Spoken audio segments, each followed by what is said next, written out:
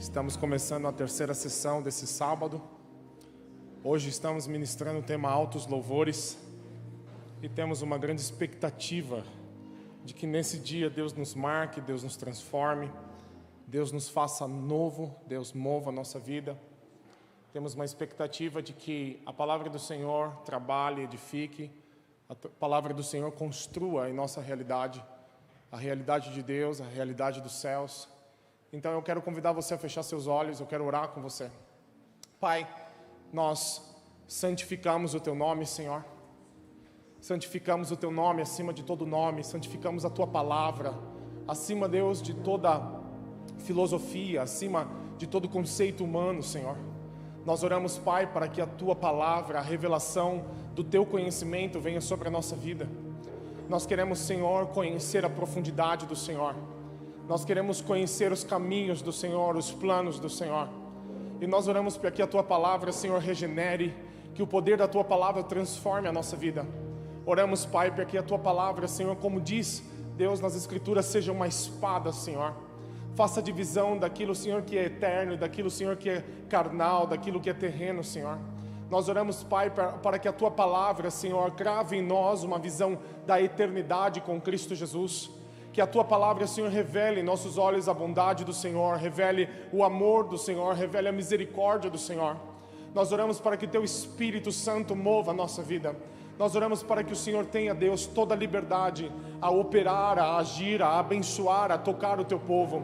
Oramos, Pai, para que a Tua mão venha sobre nós. Oramos, Senhor, para que o Teu poder, Deus, se manifeste sobre a nossa vida hoje. Nós oramos, Pai, para aqueles que são mancos, para aqueles, Deus, que têm os seus joelhos enfraquecidos, os seus tornozelos vacilantes, que sejam fortalecidos, Pai, que sejam mantidos diante do Senhor. Nós oramos, Pai, para que o fraco, Senhor, nesse dia diga: eu sou forte, Deus. Para que, Deus, aquilo que o Senhor tem trabalhado em nossa vida cresça, Senhor, aumente, Deus, e possa, Senhor, frutificar para o Senhor. Nós oramos, Espírito Santo, compartilha conosco o Teu coração, compartilha conosco a profundidade de Deus, e que possamos, Deus, ser constrangidos, ser surpreendidos, Deus, que possamos, Deus, ser esmagados pela revelação da bondade e misericórdia do Senhor. Nós consagramos, Pai, esse período que estaremos diante do Senhor, meditando, Senhor, refletindo, Senhor, e proclamando a Tua palavra, para que seja, Senhor, um dia novo em nossa vida, para que seja um dia, Senhor, importante, um dia, Deus, decisivo, Senhor, definitivo em nossa história. Pai, para a glória do nome do Senhor Jesus, nós dedicamos ao Senhor este tempo. Amém. Nesse dia nós estamos consagrando o dia no tema que se chama Altos Louvores, e ao longo do dia nós vamos ouvir uma ministração que trabalha explicando a composição daquilo que era oferecido diante do Senhor. Diante do Senhor, no tabernáculo que Deus mandou Moisés construir, o sacerdote queimava incenso diante de Deus, e esse queimar incenso era um ato de adoração ao Senhor. Quando Deus mandou Moisés fazer o incenso, a palavra de Deus diz que Deus mostrou a Moisés um padrão no céu, e tudo que Moisés fez foi segundo o padrão do céu. Ao longo desse dia nós vamos estudar sobre o incenso. O incenso era composto por 4 elementos, e em cada uma das ministrações nós temos estudado detalhadamente a respeito de um deles. O meu elemento se chama gálbano. Esse é o terceiro elemento que nós vamos estudar. E esse elemento, ele tem uma conotação de quebrantamento. Ele tem uma inclinação a nos fazer perceber, a nos fazer entender a respeito da adoração em quebrantamento. O gálbano foi dado por Deus como direção a que fizesse parte do incenso, sendo este uma raiz, um caule, a qual, quando esmagado, quando cortado, ele produzia um suco, e deste suco era feito a essência. Quando nós olhamos para a essência que é tirada do gálbano, da forma com que é tirada, e assim nós estamos analisando todos os elementos nesse dia, qual é a forma que se extraiu dele essência para que fizesse parte do incenso. E o gálbano só alcança a essência, a estar à disposição para o incenso quando ele é esmagado, quando ele é cortado, quando ele é ferido. Por isso, pela forma com que ele é extraído, é a forma com que nós vamos analisar essa característica na palavra. Nós vamos analisar a adoração que foi ferida, que foi quebrada, que foi esmagada. E esse conceito está no quebrantamento. Esse conceito está na humilhação, esse conceito está na adoração em quebrantamento. A palavra quebrantar significa temer, significa reduzir, significa quebrar em pedaços. Nós temos um versículo muito especial em Isaías.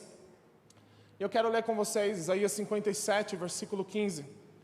Porque nós vamos, nessa ministração, descobrir como o quebrantamento tem um valor para Deus. E nós vamos descobrir o porquê o quebrantamento tem um valor para Deus.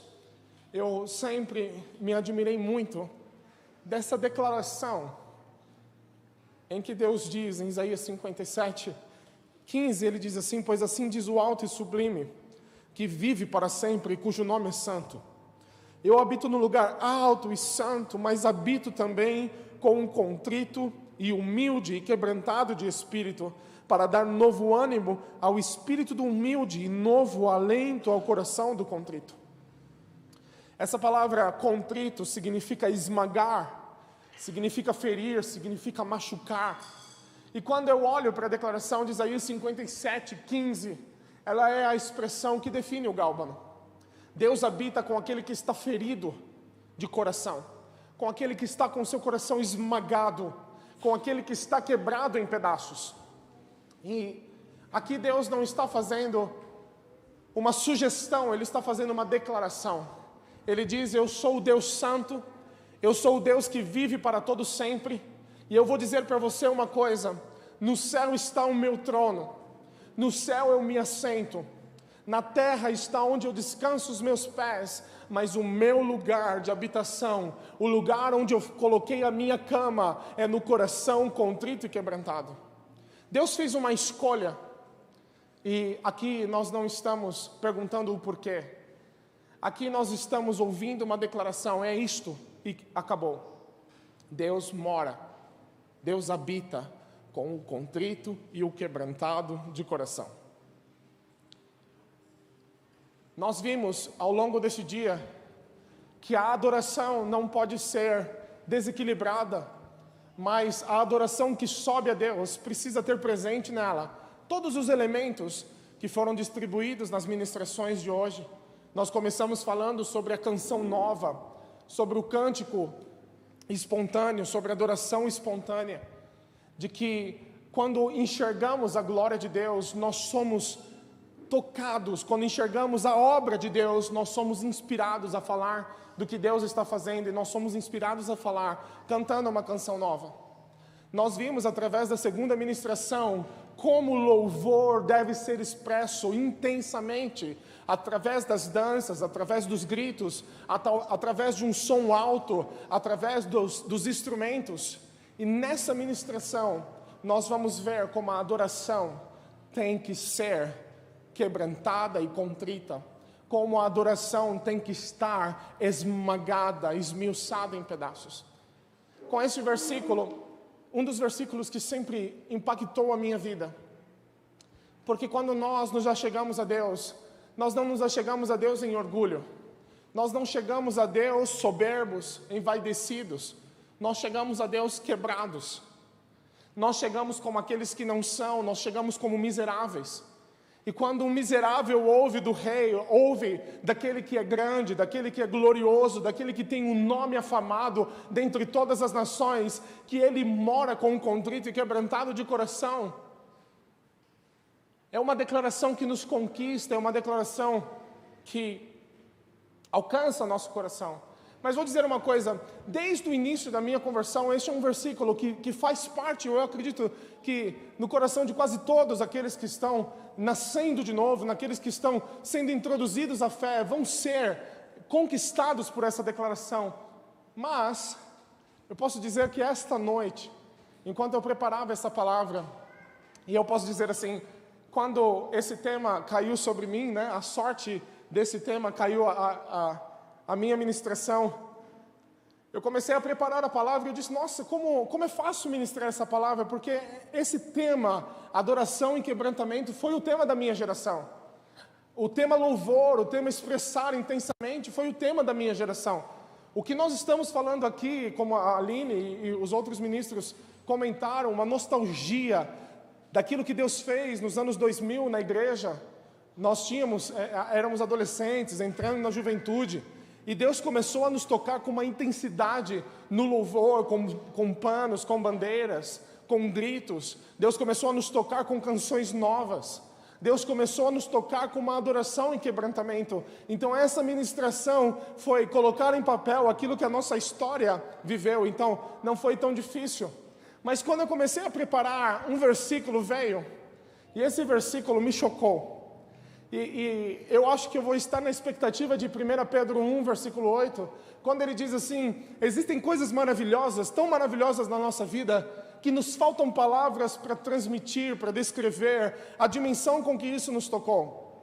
E eu receio que me falte palavras esta tarde para compartilhar como esse versículo fez sentido nessa ministração, fez sentido nesse versículo.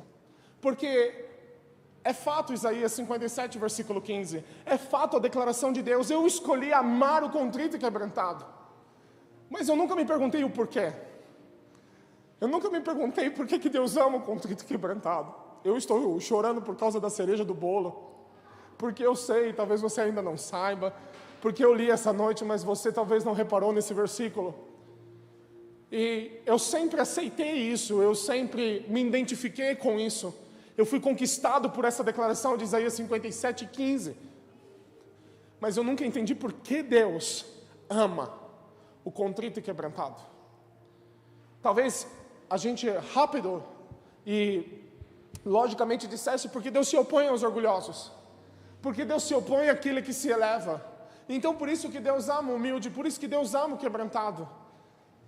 Mas tem um pouco mais por trás dessa história. Eu quero ler com vocês Salmo 34, versículo 18 diz, o Senhor está perto dos que têm o coração quebrantado e salva os de espírito abatido. Nesse primeiro momento de ministração, nós estamos lendo versículos que testificam a forma com que Deus tem os que são quebrantados e contritos de coração.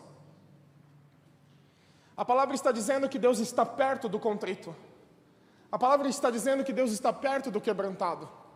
E eu posso aceitar isso muito bem. Eu estou vendo isso no caráter de Deus. E eu estou entendendo. Deus tem uma amizade. Deus tem um apego com pessoas que estão se sentindo esmagadas em seu coração. Deus tem um apego com pessoas que estão se sentindo feridas em seu coração. A minha geração ouviu, e há uma declaração de um dos avivalistas mais conhecidos da história, quando nas suas orações ele dizia, Deus fere-nos com uma ferida de amor. Uma declaração que está descrita em Cantares, quando a noiva diz, eu estou doente de amor. Há uma doença de amor dentro de mim, que só o amor pode curar a minha vida. Eu estou necessitado de amor. Eu preciso dele, eu preciso do amor. Então, essa declaração fez muito parte da nossa vida.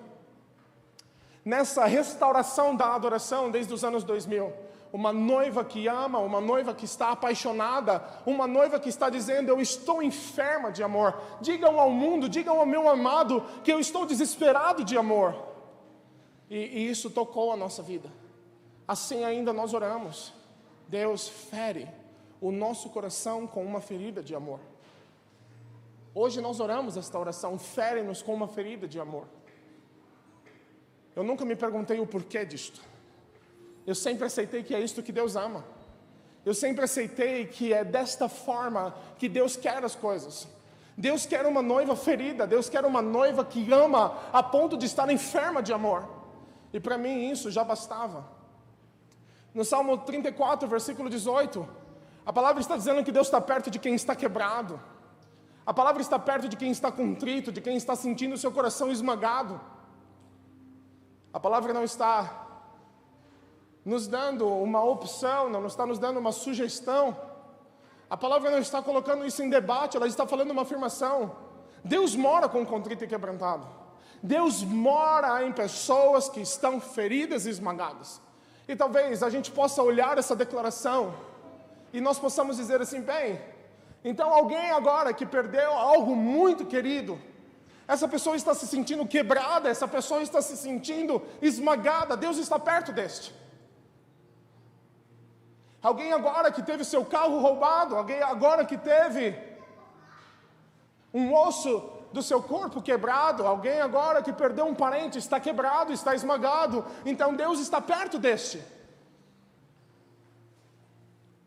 Nós colocamos esses versículos como pessoas que estão vivendo uma angústia, estão vivendo uma tristeza, e de certa forma, sim, Deus está perto destes, esperando uma oportunidade para consolá-los.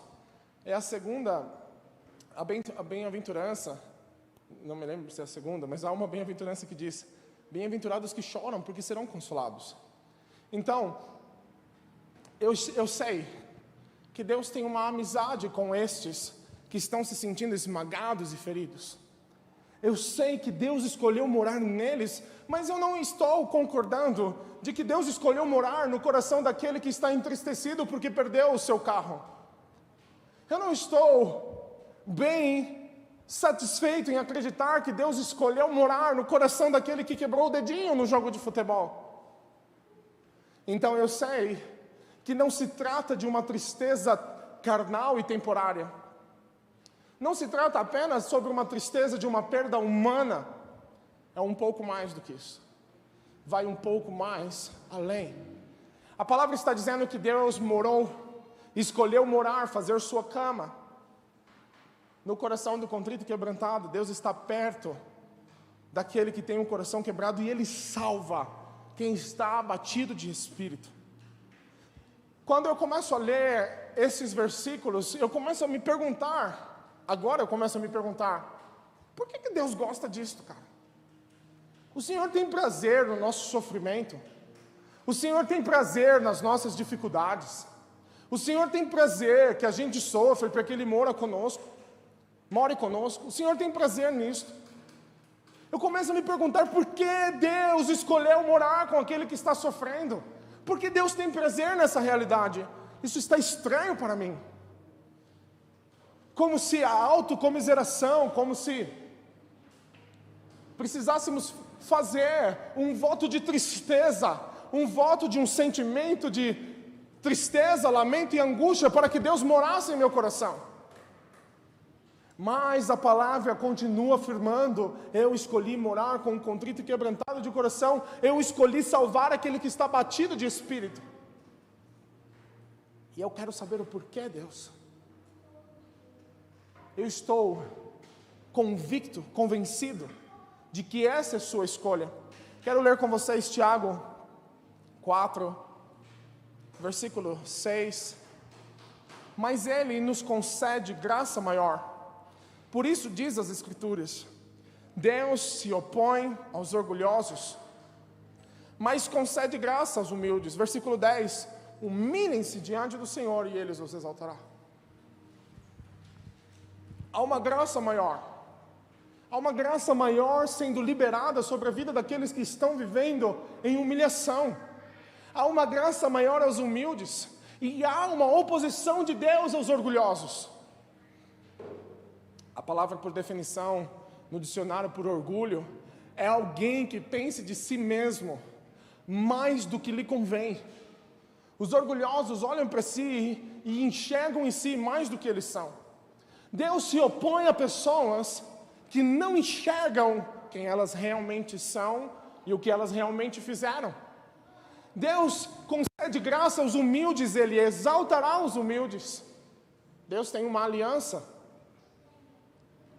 de levantar pessoas que reconhecem o seu lugar. Os exemplos de humilhação na palavra estão descritos quando João Batista vê Jesus E João Batista diz: eis aí o Cordeiro de Deus que tira o pecado do mundo. Eu tinha dito a respeito dele, que depois de mim virá alguém que é maior do que eu, na qual não sou digno de desatar a correia das suas sandálias. Eu vos batizo com água, mas ele vos batizará com o Espírito Santo e com fogo. João Batista reconhecia quem ele era. João Batista reconhecia o seu estado, o seu lugar, reconhecia o seu valor, e João Batista reconhecia o valor de Deus. Isto é uma pessoa humilde, uma pessoa que reconhece quem ela é, reconhece o seu lugar, reconhece o seu estado. A pessoa humilde reconhece a sua humilhação. E eu começo a me perguntar: Deus, tens o Senhor prazer na minha angústia? Tens o Senhor prazer na humilhação? Tens o Senhor prazer no meu sofrimento? Porque o Senhor escolheu conceder graça àqueles que estão abatidos, conceder graça àqueles que estão se sentindo humilhados? Porque o Senhor resolveu se tornar aliançado e amigo apenas desses que estão vivendo esses estados. Eu quero ler com vocês Isaías 51, versículo 17. Davi está vivendo um momento de arrependimento. Davi está confessando o seu pecado. Davi está colocando o seu coração diante de Deus em arrependimento. Então, no Salmo 51, versículo 17, ele diz assim: os sacrifícios, Salmo 51, versículo 17.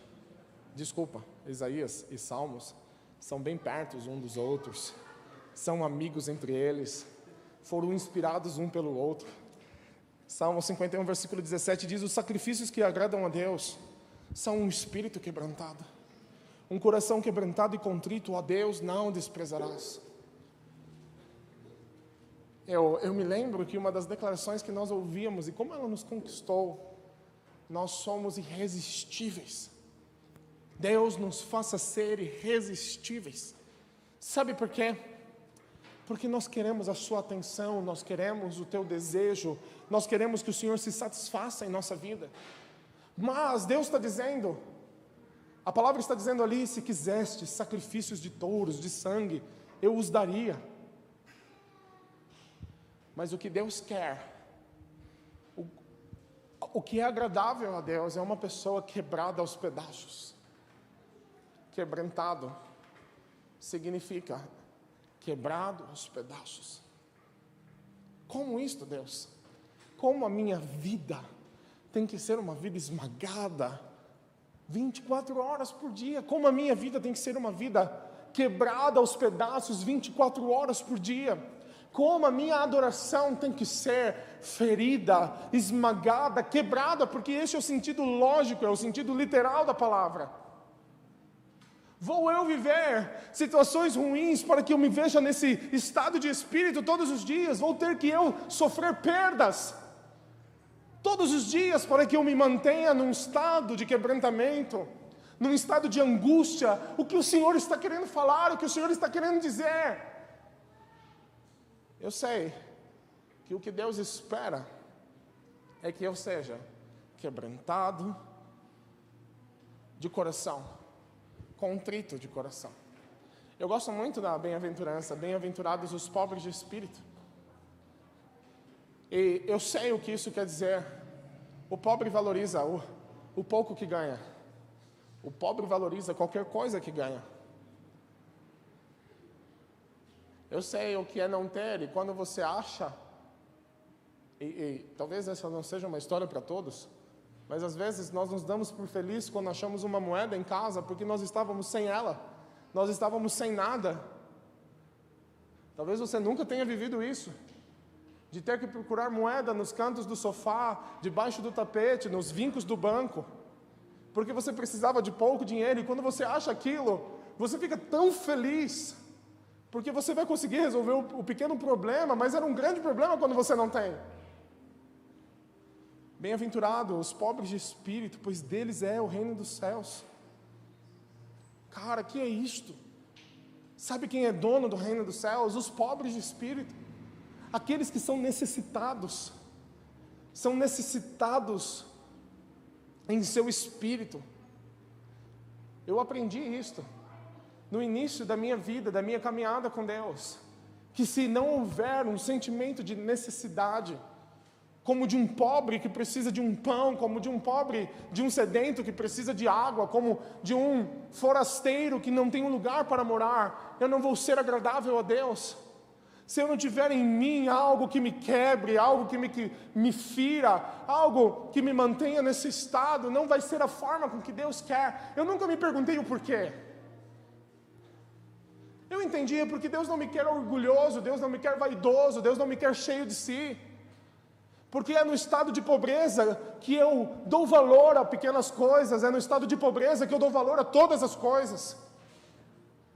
E de certa forma, se apenas por esse versículo eu tivesse que fundamentar a minha vida, ouvir de Deus, bem-aventurados os pobres de espírito, me ensina toda a lição. Eu não posso nunca me sentir bem, eu não posso nunca me sentir satisfeito, eu preciso ter uma necessidade de Deus em mim. Porque assim me parece bem, assim me parece correto viver. Pareceu bem ao Senhor declarar isso. Veja uma coisa, irmãos, deixa eu ler com vocês. Eu quero ler com vocês Mateus 5, que é a bem-aventurança.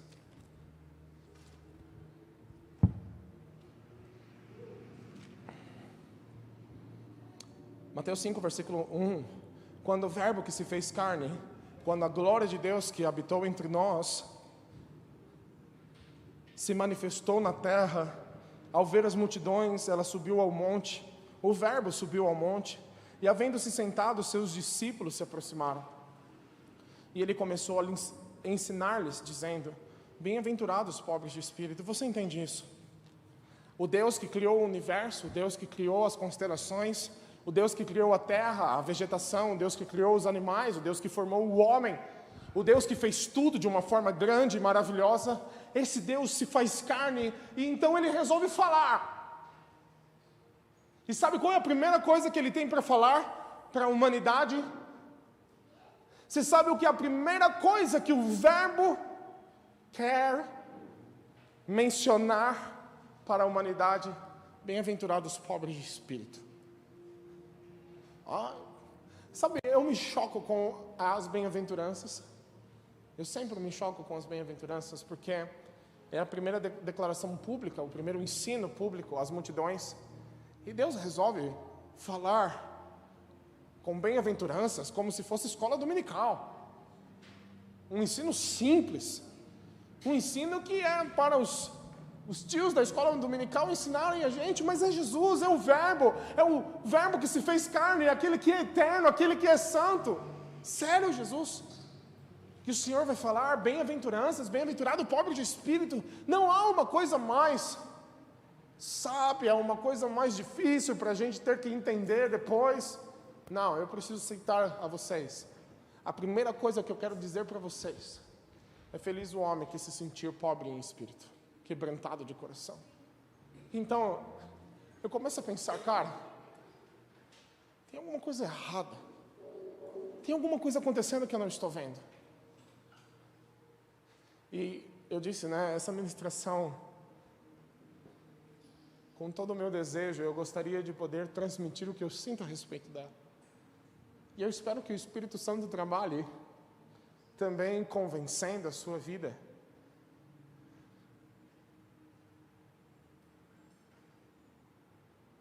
Assim como Ele está convencendo e marcando a minha vida, me fazendo entender. Jesus está dizendo, bem-aventurados aqueles que são quebrados. Feliz é o homem que está ferido. Feliz é o homem que está amargurado. Isaías 66, versículo 2 diz, não foram minhas mãos que fizeram todas essas coisas, e por isso vieram a existir? Pergunta o Senhor. A esse eu estimo, ao humilde e contrito de espírito, que treme diante da minha palavra. Sabe, ser estimado por Deus, Deus olhar e me admirar e dizer, cara, eu estou admirado dele. Deus não está admirado com os mestres. Deus não está admirado com os talentosos, Deus não está admirado com os sábios. Deus não está admirado com aqueles que tocam com arte. Deus não está admirado com os ricos. Há uma coisa que move os céus. Há uma coisa que atrai e conquista, prende a admiração de Deus, a atenção de Deus. E está no contrito, no ferido de coração.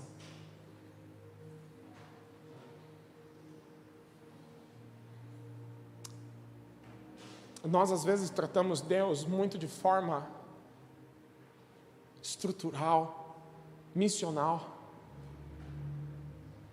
como se Deus não tivesse sentimentos, como se Deus não fosse movido por sentimentos. É uma verdade de que nós podemos entender quase todas as coisas que existem. Nós podemos entender a lógica de muitas situações que Deus criou. A ciência pode explicar muitas coisas, mas tem uma coisa que até os céus estão admirados, que os anjos olham e não conseguem entender: o poder e a graça do Evangelho. Eles olham, diz a palavra, admirados, tentando compreender esse amor que Deus escolheu ter pela vida do homem, a ponto de dar o seu Filho como uma oferta para a redenção da humanidade. Nós precisamos entender uma coisa, e eu acho que ter vivido essa vida sem ter alcançado a estima, a admiração do nosso Criador, é ter vivido uma vida inútil, é ter vivido uma vida vã, porque nós saímos dele, para ele nós vamos voltar, e voltar para ele sem que ele esteja admirado da nossa vida não parece muito sentido. Não parece ter muito sentido ter feito tantas coisas.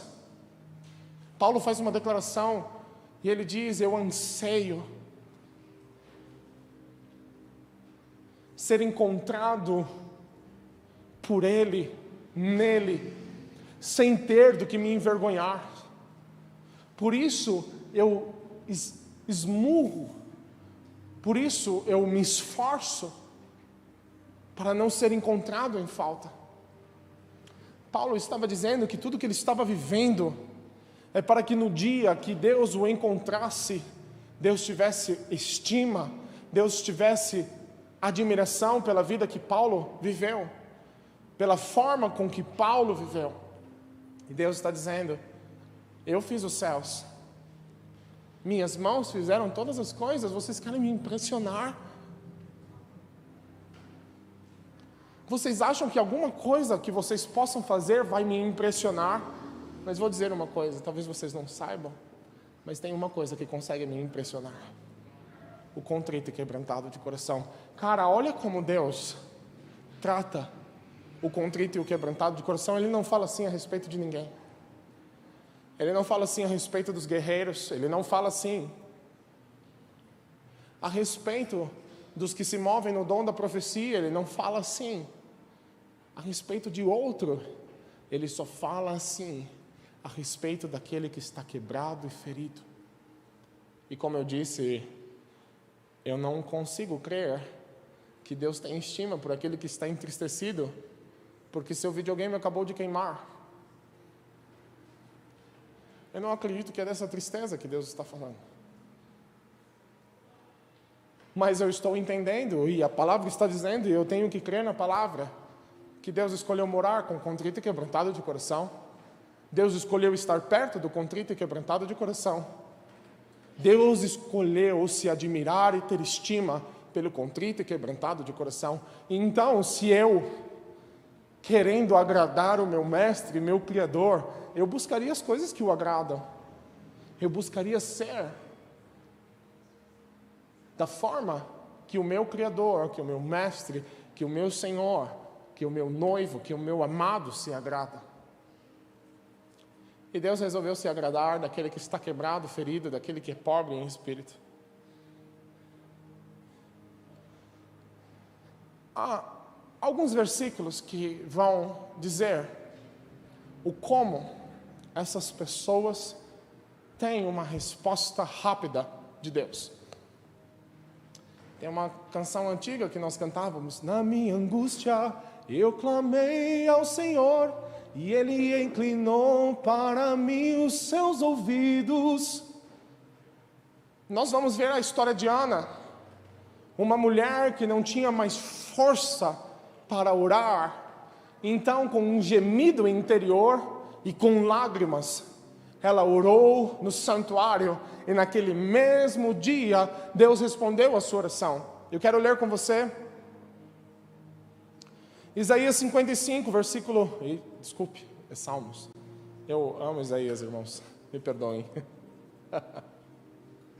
Eu, porém, Salmo 55, versículo 16, 17. Eu, porém, clamo a Deus e o Senhor me salvará. À tarde pela manhã e ao meio-dia, eu choro angustiado e Deus ouve a minha voz. É difícil uma pessoa quebrantada sem lágrimas. É difícil uma pessoa com lágrimas que não esteja quebrantada. E o salmista está dizendo, pela manhã, pela tarde, ao meio-dia eu choro angustiado. E sabe qual é a resposta de quem chora angustiado? Quem clama, quem tem um sentimento tão forte em seu interior, que clama com lágrimas. Qual é a consequência? Qual é o resultado? Deus ouve a sua voz.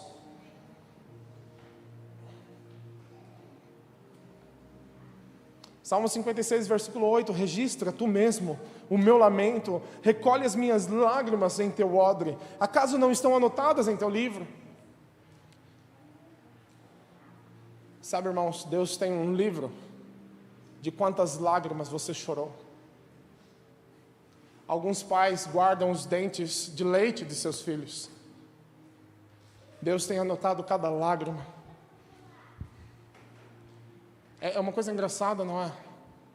O livro das crônicas de Deus estão escrevendo cada dia que você foi tomado de quebrantamento, cada dia que você foi tomado de angústia, cada dia que os seus olhos foram como rios de lágrimas. E eu pergunto, por que Deus tem prazer nisto? Porque Deus se agrada de alguém que está ferido no coração. Porque Deus se agrada de alguém que está esmagado no seu coração. E eu quero dizer, irmãos, nós oramos muito. Uma oração do salmista: cria em mim, ó Deus, um coração puro. Cria em mim, Senhor, um coração quebrantado. Deus quebra. Eu me lembro que nós orávamos a oração de Evan Roberts, que na noite, antes de eles viverem avivamento, a oração deles era: dobra-nos, mói-nos, esmaga-nos. Sabe por quê, irmãos? Porque quando nós estivermos quebrados, quando nós estivermos feridos, Deus não vai poder resistir a nós. Está escrito, eu estou convencido disso. Eu só gostaria de saber o porquê. Eu só gostaria de entender por que Deus é desta forma. Há um pensamento de Deus ao nosso respeito.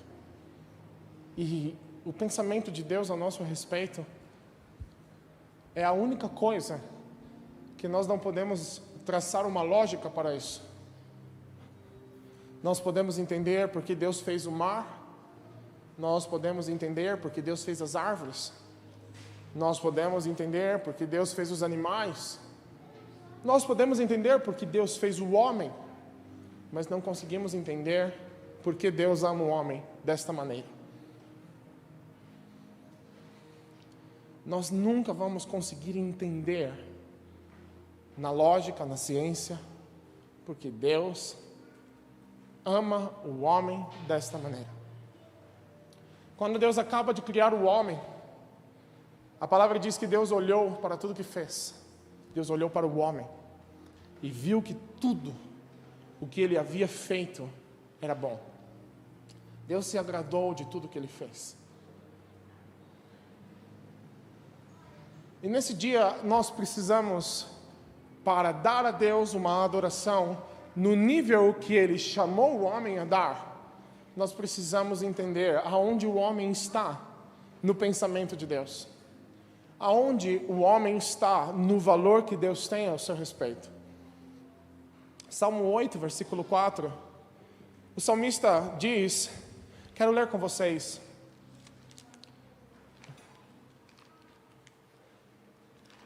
Esse versículo também é citado em Hebreus 2.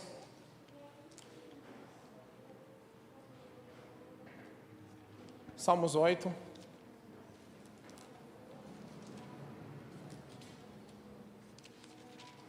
Versículo 4. Quero ler um versículo antes, versículo 3. Quando eu contemplo os teus céus, obra dos teus dedos, a lua e as estrelas que estabeleceste, eu pergunto, que é o homem para que dele te lembres, e o filho do homem para que o visites. Com este versículo, o salmista está dizendo assim, cara, eu estava olhando para os céus, e eu estava olhando para os astros, eu estava olhando para as estrelas, eu estava olhando para toda a criação, e eu estava pensando, Deus, que é o homem para que o Senhor se lembre de nós? Com este versículo, você precisa entender uma coisa, que há algo que não sai da mente de Deus. Há algo que Deus não consegue se livrar. Há algo que Deus não consegue se esquecer e que continuamente vem à memória dele. Sabe quem é? O homem. O salmista está declarando essa palavra, ele está dizendo, cara, eu olho para tudo que há criado e como é maravilhoso.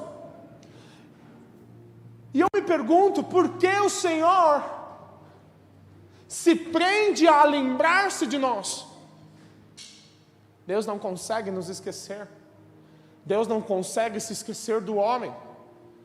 Deus não consegue, Ele não está dizendo, eu me lembro dos astros, e quando eu penso nos astros, eu digo de mim mesmo, como eu fiz algo maravilhoso. Deus não está dizendo, quando eu olho para a criação, quando eu vejo os rios, quando eu vejo as montanhas, os vales, quando eu vejo as árvores, a vegetação, eu penso, nossa, que maravilhoso. Não, Deus está dizendo, eu não consigo me esquecer de algo. Eu não consigo me esquecer dos filhos, dos homens, eu não consigo me esquecer da humanidade, isso vem à minha mente. Isso está constantemente voltando à minha mente. E eu posso dizer, amados, que esta declaração, feita pelo salmista, há mais de 2.500 anos atrás, não mudou em Deus hoje. Em Jesus, nós podemos dizer, o Salmo 8, 4, acompanhado de João 3,16, nós podemos dizer, que é o homem, para que deles te lembres, e o filho do homem, para que o visites. Porque Deus amou o mundo de uma maneira tão especial, que visitou o homem, se fazendo carne, vivendo sem pecado, para que através da sua vida sem mancha, sem defeito, sem culpa, Ele se oferecesse pela culpa dos pecadores. Sabe por quê? Um único sacrifício foi suficiente? Porque uma vida santa oferecida em favor dos injustos vale muito mais do que todo o pecado e iniquidade que os homens já cometeram. Você entende como é valoroso a vida do Cordeiro, como é valoroso a vida de Cristo Jesus? A vida de Cristo Jesus foi suficiente para pagar pelo preço de todos. Não é necessário outro sacrifício, não é necessário outra entrega. Quem é o homem para que você se lembre dele? Você vai ver que Deus tem uma procura. Deus olha, eu quero ler um versículo com vocês. Jó 7. Um capítulo antes do livro de Salmos, um livro antes do livro de Salmos.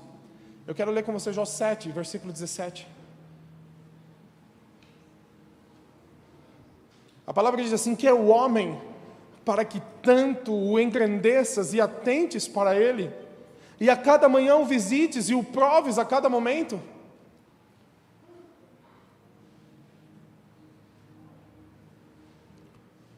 Que é o homem? Porque o Senhor tem tanto interesse no homem? Que é o homem para que você fique olhando para Ele? Que é o homem para que você o visite toda manhã? Está escrito na palavra. As misericórdias, o amor de Deus se renovam a cada manhã.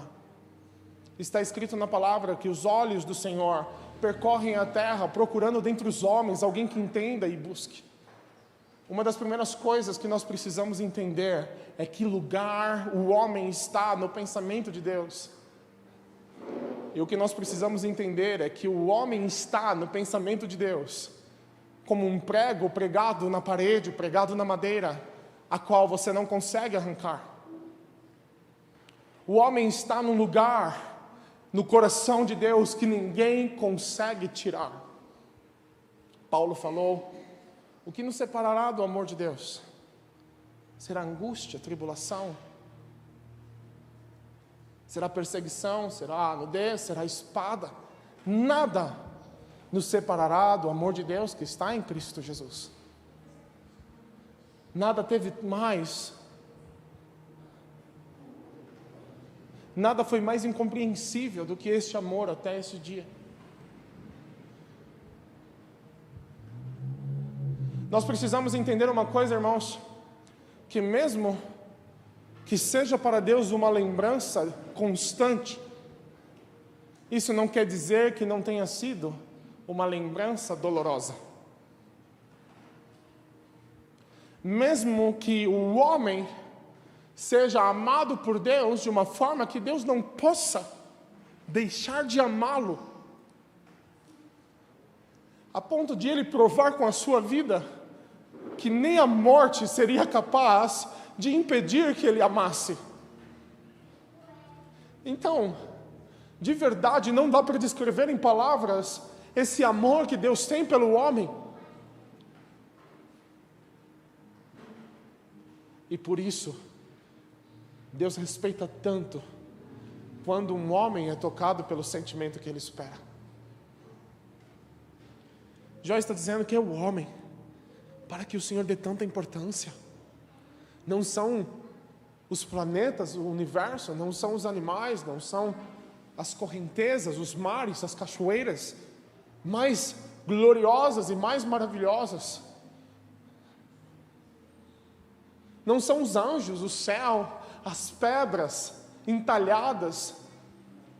E Deus está dizendo: há algo que eu não consigo tirar da minha mente, algo que eu não consigo desprender da minha vida, e é o amor que eu tenho pela humanidade. É o amor que eu tenho por você. E eu disse: ainda que Deus não consiga se esquecer, há uma declaração: não me esquecerei de ti. A palavra diz ainda que um pai, Deus está dizendo a respeito do homem, ainda que um pai ou uma mãe possa se esquecer dos seus filhos, e Ele está dizendo: e olha, que coisa difícil é pai e mãe abandonar seus filhos. Não é verdade? Não se explica, não é verdade, irmãos? Jesus disse, quando uma mulher está para dar à luz, ela sente dores de parto, ela sente dores indescritíveis, mas quando ela segura o seu filho que acabou de nascer, a dor se vai, e ela só consegue desfrutar da alegria, ela só consegue desfrutar do sentimento de alegria por ter o seu filho em suas mãos. E é uma verdade, irmãos, que não existe escola para pais, para mãe e pai amar o seu filho. É uma coisa que imediatamente surge, inesperadamente surge, sem contrato, sem permissão, sem escolha. No primeiro olhar, você está amando e você não consegue deixar de amar. Mas alguns pais e algumas mães, diz a palavra, que ainda que eles possam deixar de amar os seus filhos, eu não me esquecerei de você. Uma coisa interessante, né? Quando Noé está na arca, a Bíblia diz, e Deus se lembrou de Noé. Porque o homem é um pensamento constante no pensamento de Deus. Ele não consegue parar de se lembrar de você. Você está nos pensamentos de Deus. Jeremias diz que você está tanto na mente de Deus quanto como você está são pensamentos de bem e não de mal. Ele pensa em você constantemente. E o salmista já entendeu isso. O salmista só quer entender o porquê. O salmista sabe, Deus, por que eu estou na tua lembrança constantemente? Porque o Senhor não consegue se esquecer de mim. Eu quero ler com vocês um versículo em Gênesis 6.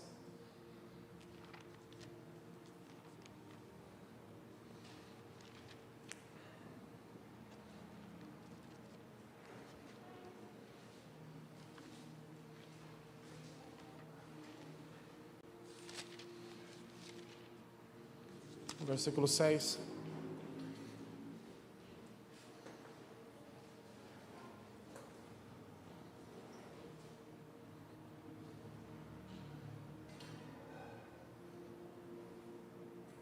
Um pouco antes de Deus anunciar que destruiria a humanidade,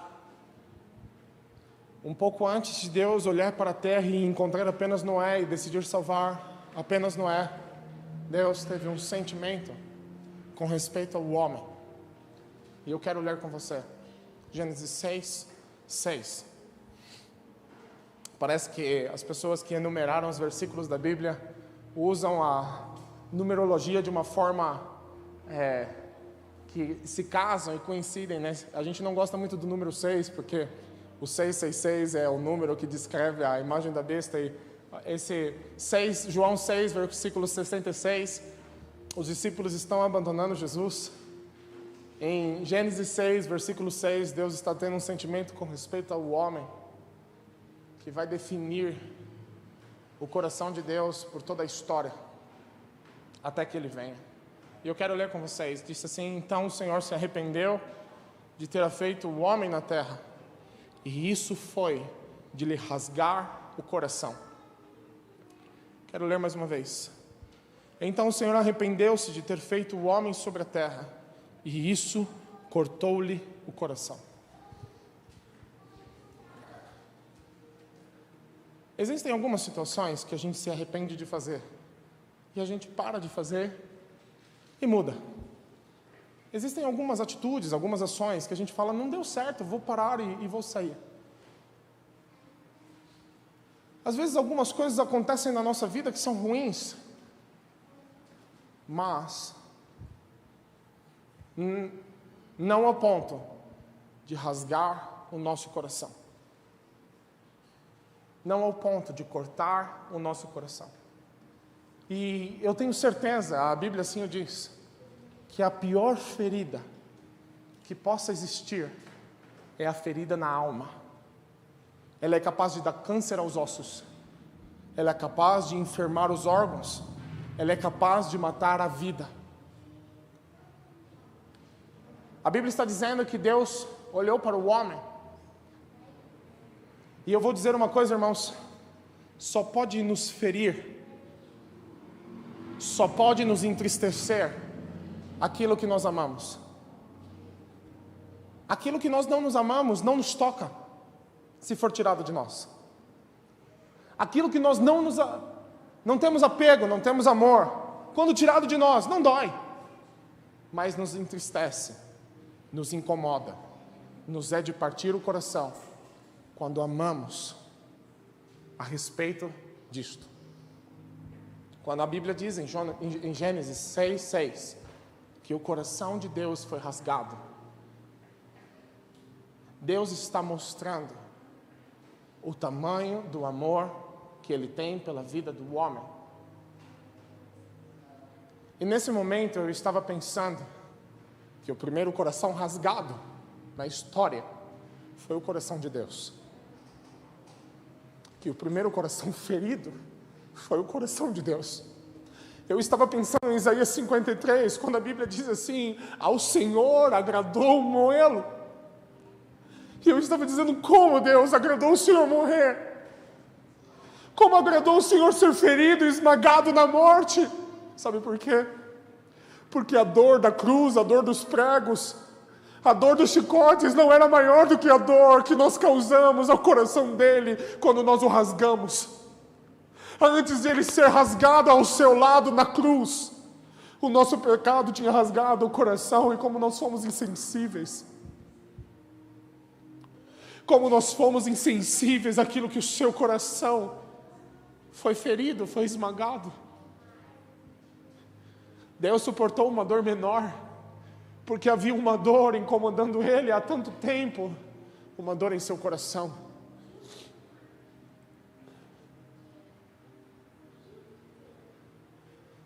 É algo que você não consegue explicar. É algo que nós só podemos aceitar. Só me incomoda, só me fere, só me corta, porque eu amo. Se nós não tivéssemos lido João 3,16, ninguém precisava me dizer que Deus havia me amado, tendo Gênesis 6,6. Porque Deus chegou ao ponto de se expor e dizer: o meu coração está rasgado por causa de vocês. O meu coração está rasgado por causa de vocês, mas olha, eu não vou desistir de vocês. Dá para entender? Deus insistir em uma criação frágil. Dá para entender Deus insistir em uma criação ignorante. Dá para entender Deus insistir em uma criação iníqua, a qual tantas vezes nós vemos a declaração da corrupção da humanidade e o amor de Deus presentes no mesmo versículo. Dá para entender? Não dá. Essa talvez seja a coisa mais estranha, mais inexplicável, mais profunda, mais poderosa que existe desde antes da criação do mundo, quando o Cordeiro foi imolado. Quando Deus foi ferido, quando Deus foi rasgado, Ele decidiu uma coisa. Sabe uma coisa, irmãos? Algumas pessoas não entendem por que Deus permite que pessoas morram. Mas difícil entender porque Deus permite que elas continuem vivas. Pelo tamanho da culpa e maldade que existe na vida do homem. Seria mais fácil nós dizermos a Deus: Deus, como o Senhor permite essas pessoas viverem? Do que não entender como Deus permite que pessoas morram. Mas a palavra diz claramente: misericórdia quero, amor eu quero, e não juízo. Eu não quero a morte, eu quero a vida. E quando Deus viu a condenação do pecado na vida do homem, quando Deus viu que não haveria meios para que o homem fosse restaurado à sua vida, Deus fez da sua própria vida. Deus fez da sua própria carne, Deus fez da sua própria glória a oferta pela vida do homem, para que se o homem, ao ver o seu coração rasgado, não fosse suficiente, ele, ao ver o seu corpo rasgado, ele pudesse entender o tamanho do amor. E o salmista diz: o que é isso, cara? Parece que você está preso em mim. Parece que você está preso à minha vida. E a Bíblia diz: com laços de amor nos amarrou. Quando nós rasgamos o coração de Deus, Deus tinha todo o direito, pela sua santidade e justiça, de nos consumir ali mesmo. Mas as misericórdias de Deus superabundaram, a ponto de Ele nos amar e dizer: eu vou ser a oferta pela vida de vocês. Se vocês não entenderam o quanto eu amo vocês ao ter criado vocês, se vocês não entenderam o quanto eu amo vocês quando o meu coração foi rasgado, Agora, irmãos, eu não sei se você já sofreu de coração enfermo. Eu não sei se você já sofreu. Nós podemos dizer que uma das maiores dores na vida é a dor de um amor não correspondido. E eu não estou falando romanticamente, irmãos. Eu estou falando nos laços mais profundos que isso possa alcançar.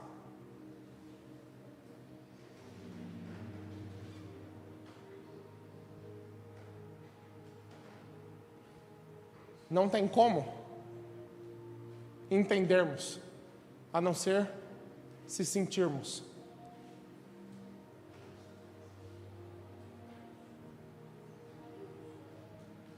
Sabe que a Bíblia diz que quando Jesus estava vivo, Ele ofereceu orações e súplicas com angústia e lágrimas, porque o seu coração estava enfermo.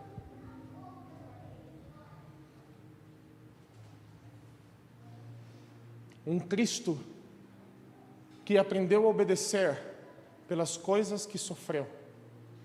E o sofrimento de Deus não estava no exterior.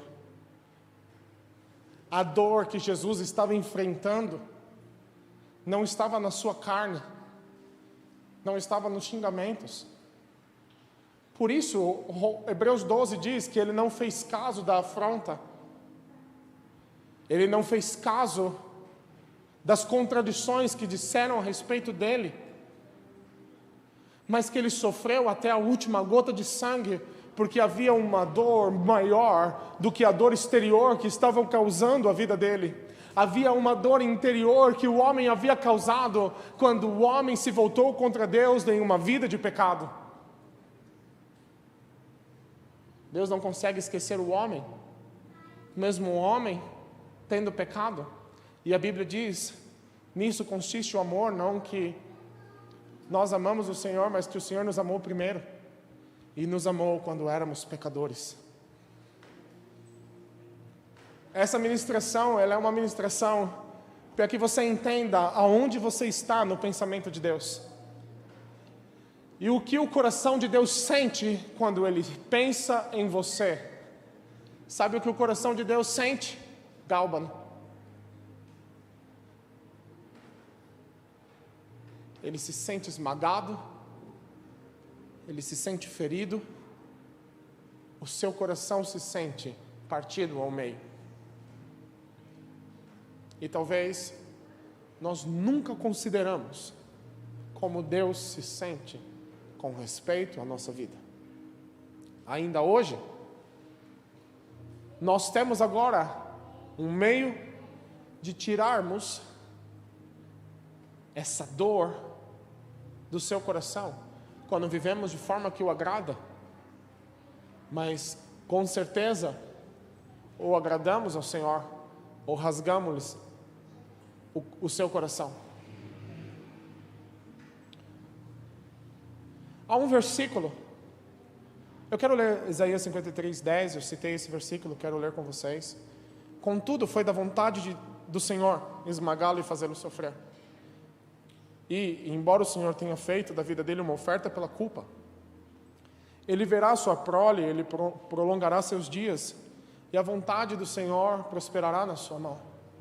Ele verá o fruto do seu penoso trabalho e se alegrará. Sabe o que a Bíblia está dizendo? Que lá em Gênesis 6:6, algo lhe rasgou o coração. E eu posso dizer que o primeiro ferido de amor foi o Verbo. E isso não é uma declaração romântica.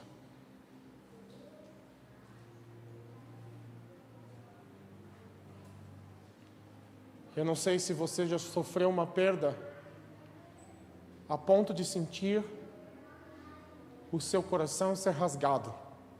Talvez alguns. Pela perda de um parente inesperado, por sofrer uma situação inesperada.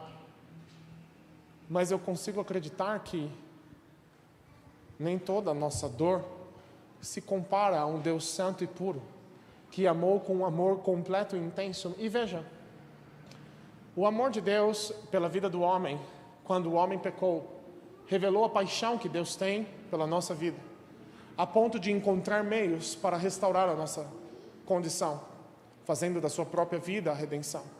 Mas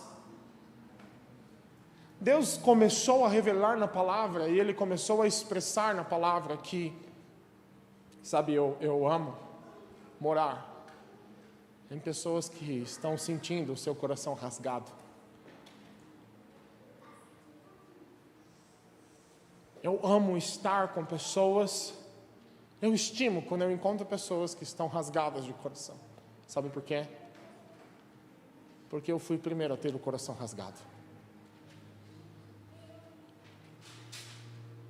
Há um versículo em 2 Coríntios 7, versículo 10, diz assim: a tristeza segundo Deus. Deus não é um Deus de alegria. Deus não é um Deus de festa. Ele é quando um pecador se arrepende. Mas a condição do coração de Deus, desde Gênesis 6:6, é ser o primeiro coração ferido, rasgado, esmagado, por causa do amor que nós temos por Ele. A tristeza, segundo Deus, não produz em nós remorso, mas sim arrependimento que leva à salvação. Sabe por que Deus estima o quebrantado? Porque alguém só pode ser conduzido à salvação. Ouça bem isso. Ouça bem essa declaração. Alguém só pode ser conduzido à salvação se esse alguém sentiu a tristeza segundo Deus. Charles Finney dizia: eu não dou Jesus a ninguém até que este saiba o quanto ele é miserável. Eu não posso ser humilde se eu não souber quem eu sou. E eu sou o miserável que causou a maior ferida no coração de um inocente.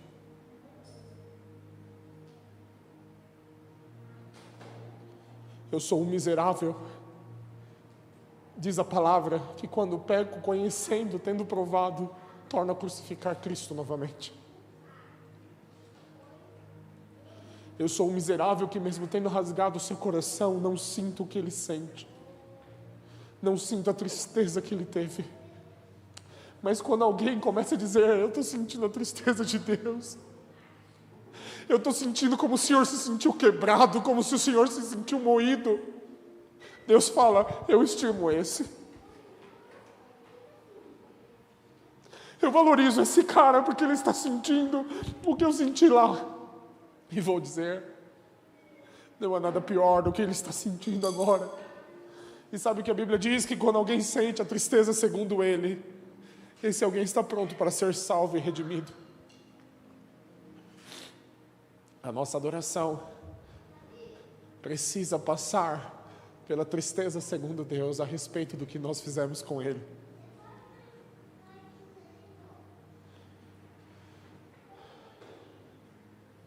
A nossa adoração precisa passar pelo processo de sentir o nosso coração rasgado.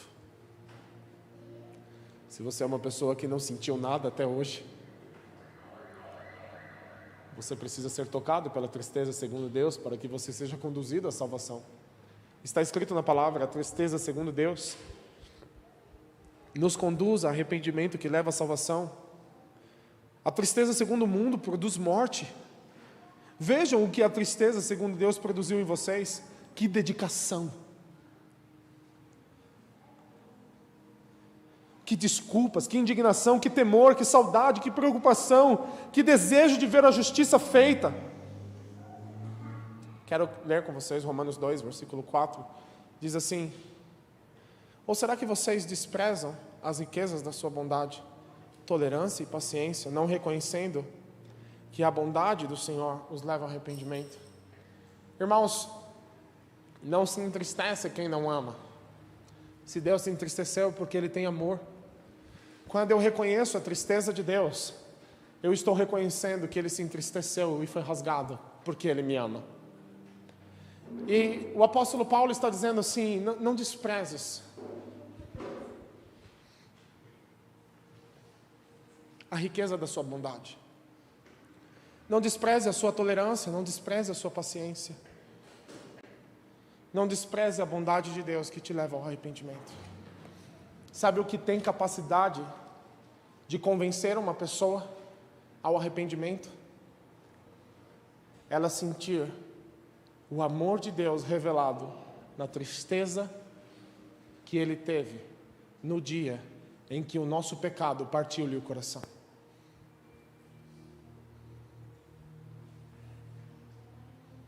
Nós precisamos passar por esse processo.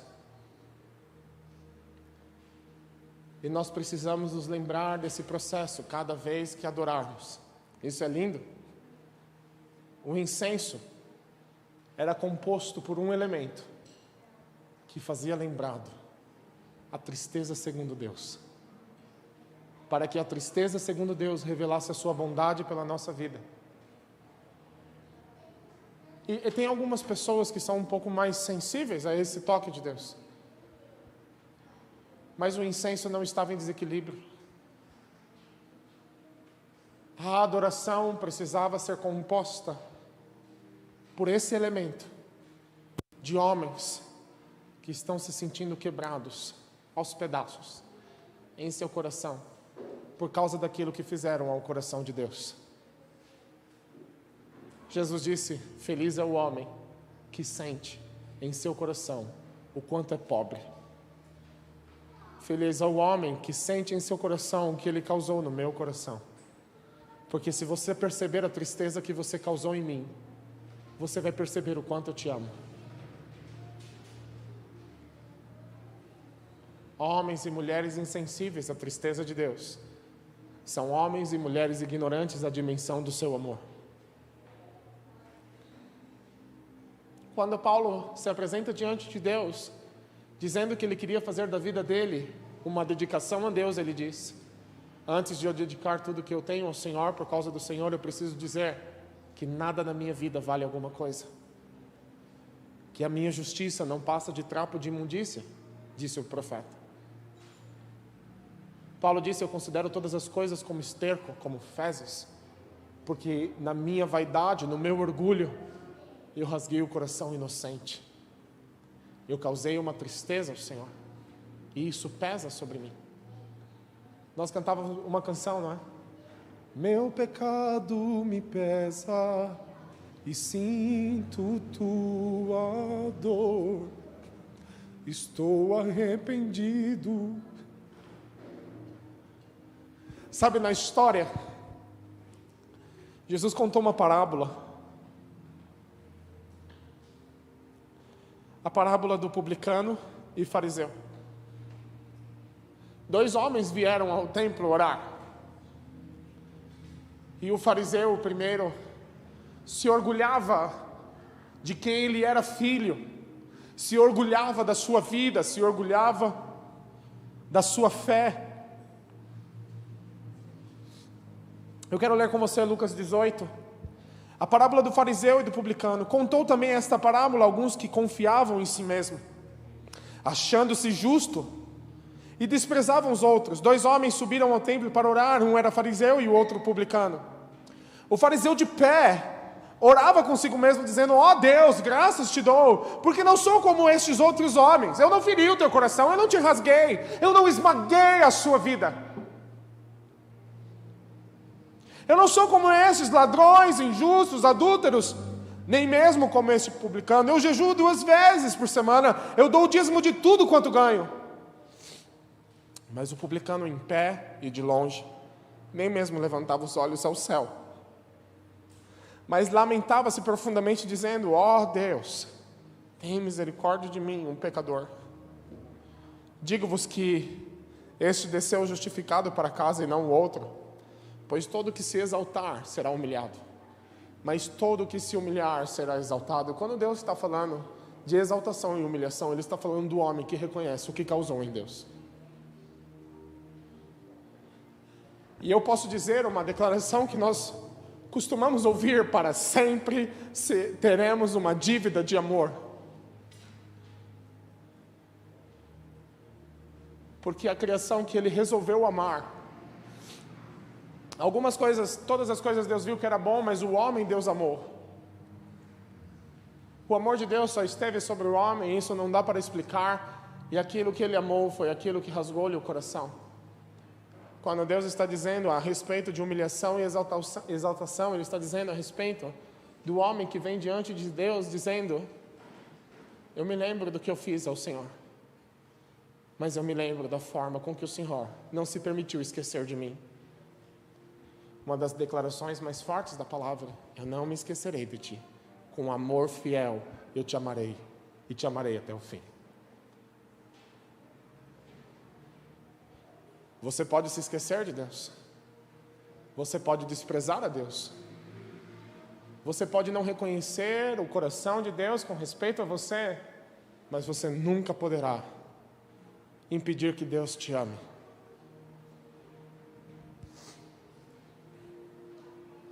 Deus tem um apego, Deus tem uma aliança, Deus tem uma escolha. Sabe o que Ele escolheu?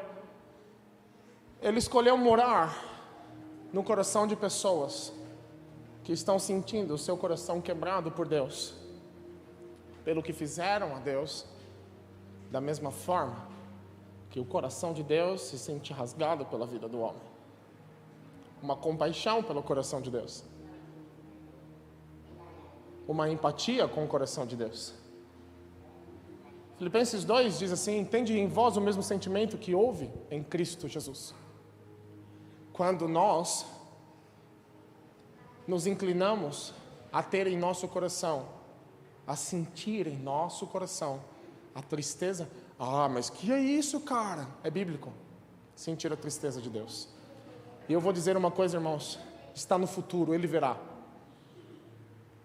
Ele verá o fruto do seu penoso trabalho e se alegrará. Sabe o que isso quer dizer? Que ainda permanece em Deus tristeza por causa do pecado, mas que hoje algumas pessoas estão começando a curar o coração de Deus. Ele verá na vida de homens e mulheres que estão vivendo como dignos do Senhor. Ele verá o fruto do seu penoso trabalho e se alegrará. Portanto, na nossa adoração, nós temos que passar por momentos como o de Maria. Eu quero ler com você e encerrar com este e mais 15 versículos que eu tenho para ler. Brincadeira. Quero ler com vocês Lucas 7, 36.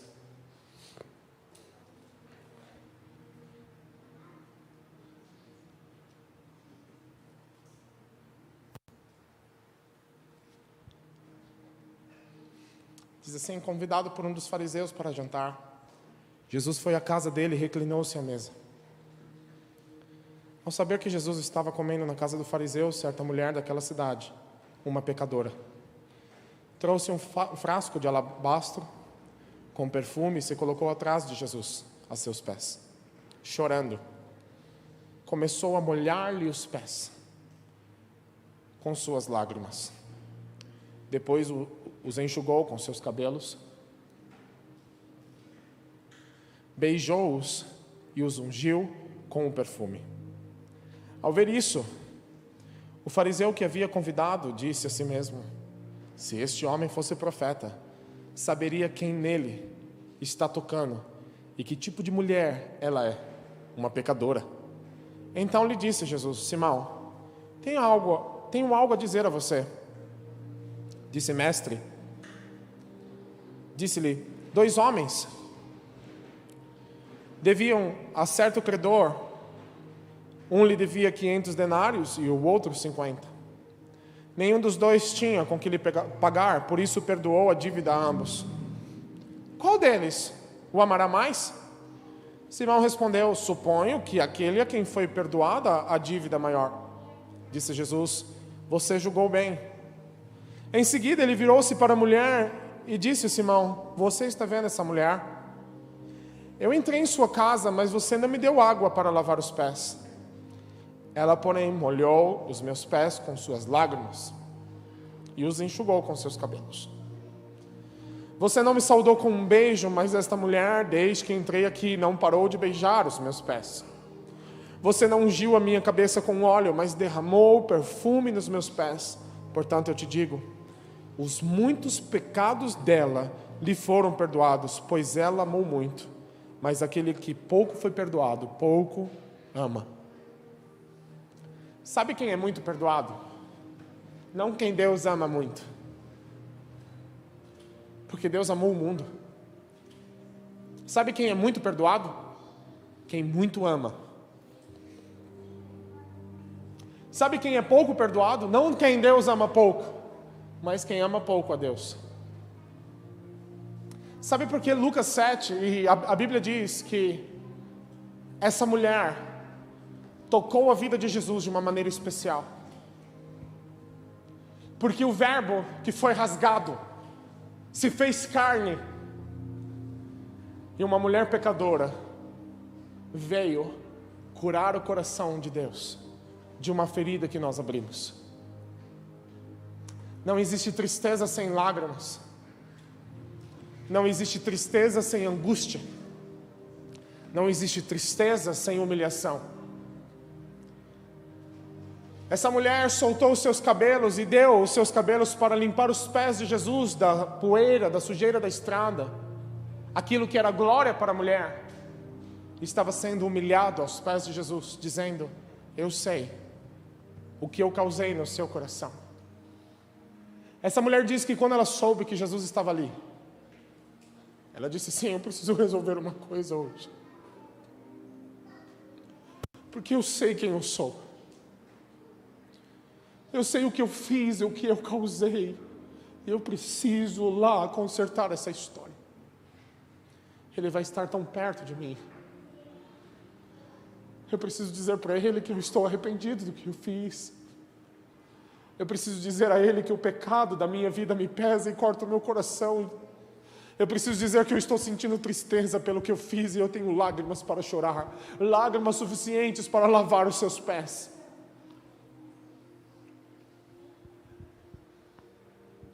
Sabe quem muito ama? Quem muito é perdoado.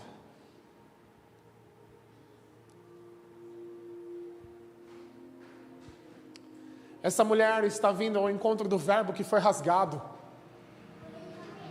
E ela está beijando os pés dele, dizendo... Há um versículo lindo, Deus diz assim: eu sou aquele que cura... Eu quero ler com você esse versículo. Deixa-me achar ele aqui.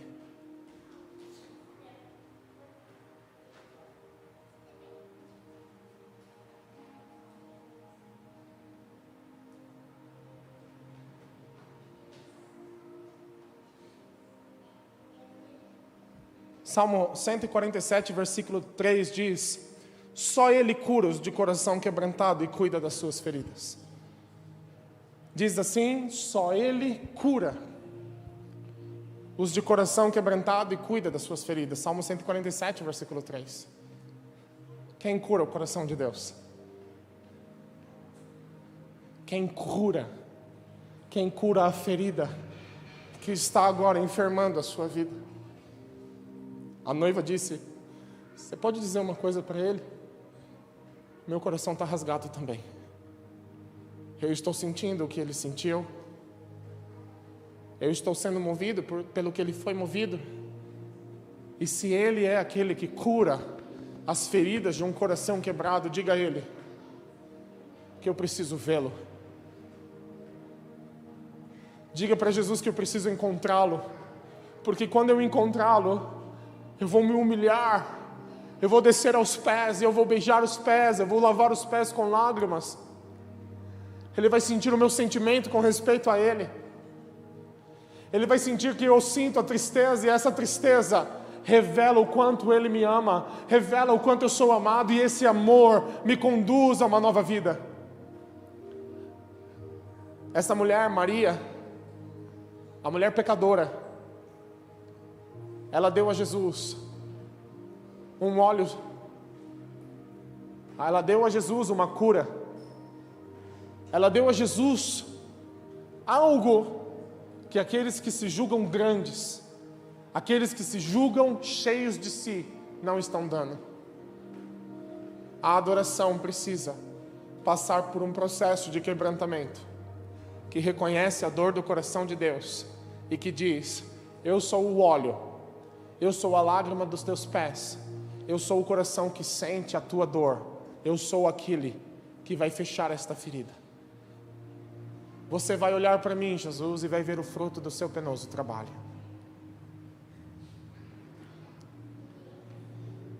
Eu escrevi algumas coisas durante a noite, quero ler com vocês.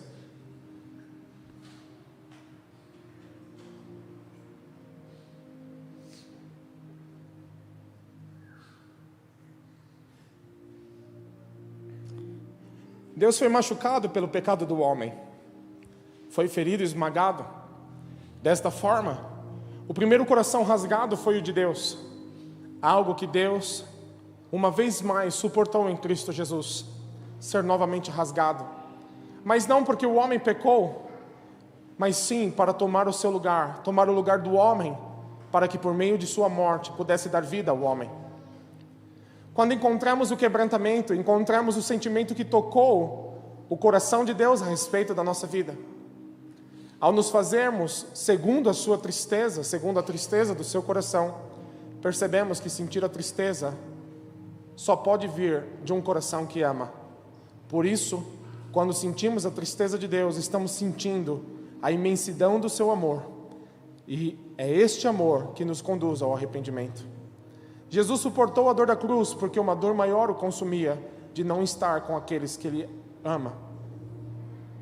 Existe uma atenção especial aos homens e mulheres que se achegam a Deus, tomados por uma ferida em seus corações por conta de seus pecados, reconhecendo que Deus é santo e que nosso pecado cortou-lhe o coração. Por isso, esta mulher, Maria, a mulher pecadora, alcançou um testemunho tão especial aos olhos de Jesus, porque ela pôde dar a Deus o mesmo sentimento que um dia Deus sentiu a respeito de nós.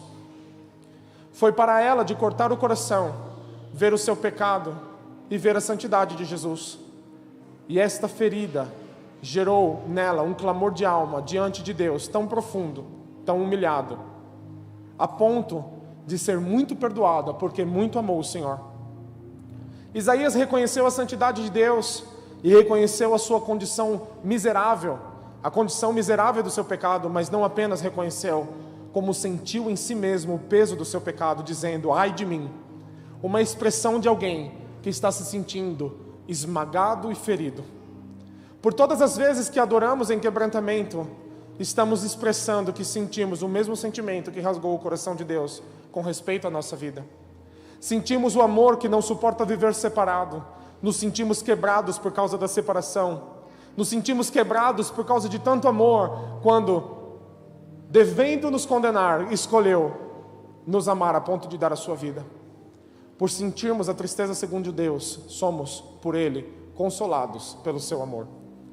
Quando nos sentimos quebrados pela condição em que nos vemos diante da santidade e amor de Deus, somos tomados por um sentimento de humilhação que nos move a nos rebaixar à mais baixa posição para dizermos a Deus que Ele merece a mais alta dedicação e que Ele terá a nossa vida, Ele terá todo o nosso amor e respeito, todo o respeito que Deus espera do homem.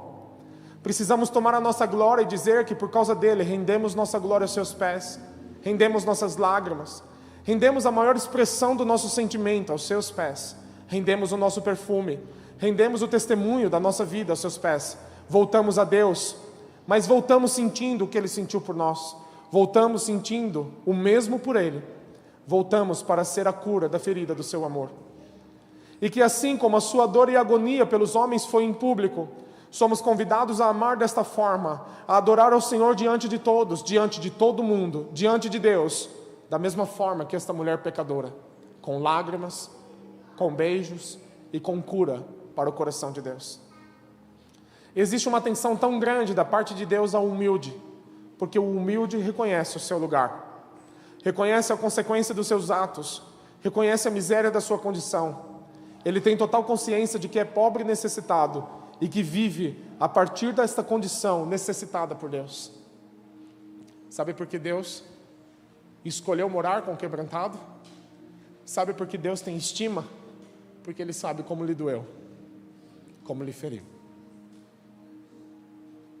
Sabe por que Deus elogia o contrito e quebrantado de coração? Porque Ele sabe como é insuportável essa dor, a ponto de ser mais forte do que a morte, a ponto da morte não vencer o amor, os ciúmes que arde por amor. Assim Ele nos ama, com um poder mais forte do que a morte.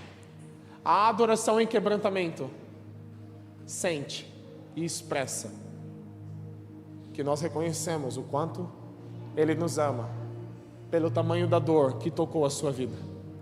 Desta forma, a adoração em quebrantamento sempre deve estar presente no incenso da nossa vida que sobra a Deus. Porque Deus tanto estima o contrito e quebrantado, porque Ele foi o primeiro a se sentir quebrado por causa do amor.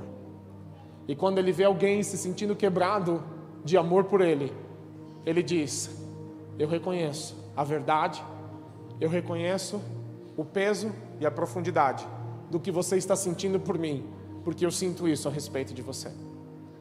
Nós podemos ser hoje tristeza para Deus, ou agrado, a alegria para a sua vida. Os nossos atos e o reconhecimento da sua dor, o nosso amor, podem ser cura para o coração de Deus. A adoração em quebrantamento tem o poder de dizer a Deus, desde Gênesis 6:6, o seu coração está rasgado, o seu coração está ferido, mas eu quero dizer, vem morar aqui, porque eu vou cuidar das tuas feridas. E Deus fala, que é o homem, para que possa curar o meu coração? Que é o homem, para que possa me dar alegria? Ninguém pode explicar. Foi com este amor que Deus decidiu nos amar. E foi nesta condição que Deus decidiu nos ter. A nossa adoração tem poder. A nossa vida tem poder para sentir o que Deus sente, para sentir o que nos conduz ao arrependimento e para agradecer, para reconhecer, Deus, o Senhor parou aqui, eu preciso dizer, com minhas lágrimas, com os meus beijos, o quanto eu me sinto quebrado de ter rasgado o Senhor, um inocente, mas o quanto eu me sinto feliz, porque em lugar de escolher me consumir, escolheu me amar, dando a sua vida, para que hoje eu pudesse ser a tua casa.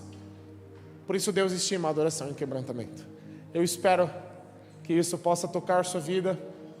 Eu espero que você possa sempre se lembrar, porque a adoração em quebrantamento é tão importante para Deus, que não foi, Ele não escolheu o sofrimento só para te ver sofrer. Ele escolheu porque foi a maior expressão de amor pela nossa vida, ter sentido o seu coração se rasgar por nós. Pai,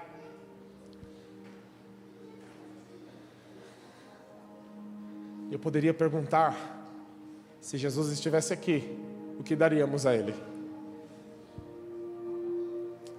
Eu poderia, Senhor, nesta hora ser dramático e dizer aos meus irmãos e irmãs, se Jesus estivesse à mesa agora, quem você seria? O que você faria?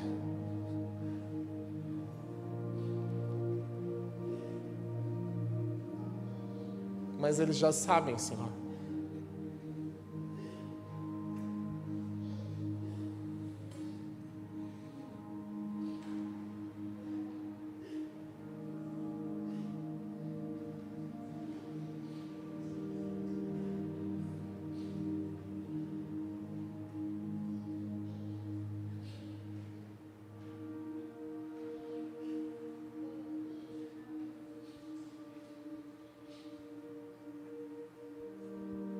Você vai curar o coração dele, sentindo a mesma dor, sentindo o seu coração rasgado.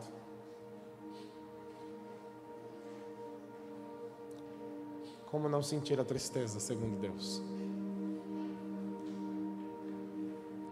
Maria teve coragem de avançar no meio de todos e pegar nos pés de Jesus.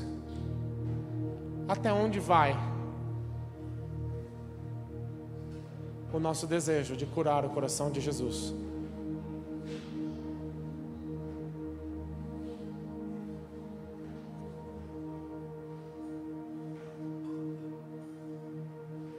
Se Jesus estivesse aqui, assentado em meio aos nossos irmãos, o que nós faríamos?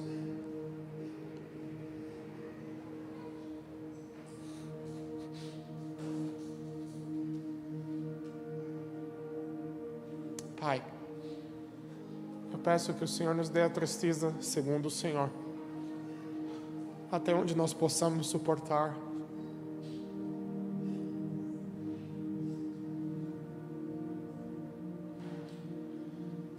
Eu peço que o Senhor, então, depois, aumente até chegarmos a sentirmos o Teu coração, Senhor. Um coração que se agradou em ser moído, um coração que agradou em ser gálbano, cortado, para poder mostrar que, depois de esmagado, há um fruto de amor e essência que não pode ser impedido de fluir. Pai, eu oro, Senhor,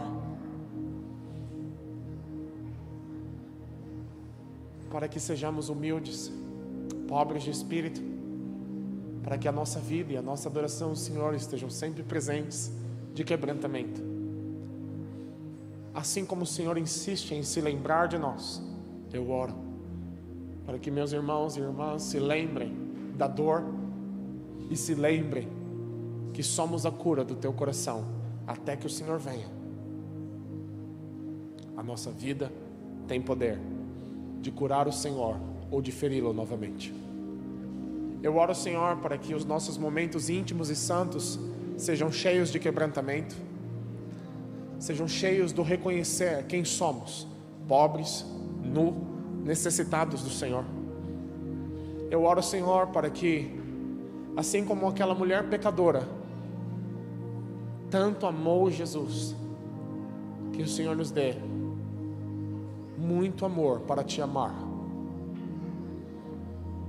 muito amor para te amar, correndo no meio das pessoas, chorando lágrimas de quebrantamento, lhe dando beijos, expondo nossa glória diante do Senhor, rebaixando nossa glória diante do Senhor, reconhecendo o Senhor não merecia ter sido rasgado, o teu coração não merecia ter sido rasgado. Oh Deus, e assim como o publicano oramos.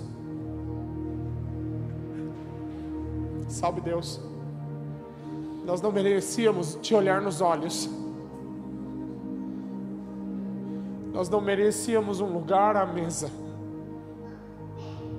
mas o Senhor não suportou a distância e a separação, e o Senhor se fez o caminho, a verdade e a vida, para que tivéssemos novamente acesso, para que fôssemos novamente o lugar da tua morada. Eu oro, Senhor, para que esta palavra crave em nós um sentimento que nunca podemos deixar de ver no Senhor e deixar de ter em nós, para que possamos ser estimados pelo Senhor. Você quer ser estimado pelo Senhor? Será, se tiver em você a tristeza segundo Deus. Será, se for uma pessoa ferida em seu coração por causa do amor que Deus tem pela sua vida. Que o Senhor Deus te abençoe e te guarde. Que o Senhor faça resplandecer sobre você a luz do seu rosto. Que o Senhor tenha misericórdia de você e te dê a paz. Que você ande diante do Senhor e seja perfeito por todos os dias da sua vida. Você pode ter um momento com Jesus, porque esse negócio de coração é para pessoas que são íntimas. Então, você pode ter um momento com Jesus e, quem sabe, curar um pouco da ferida, enchendo ele de alegria e agrado por uma vida que reconhece o peso da tristeza, por uma vida que se arrepende e decide ser uma cura de amor para ele. Que Deus te abençoe.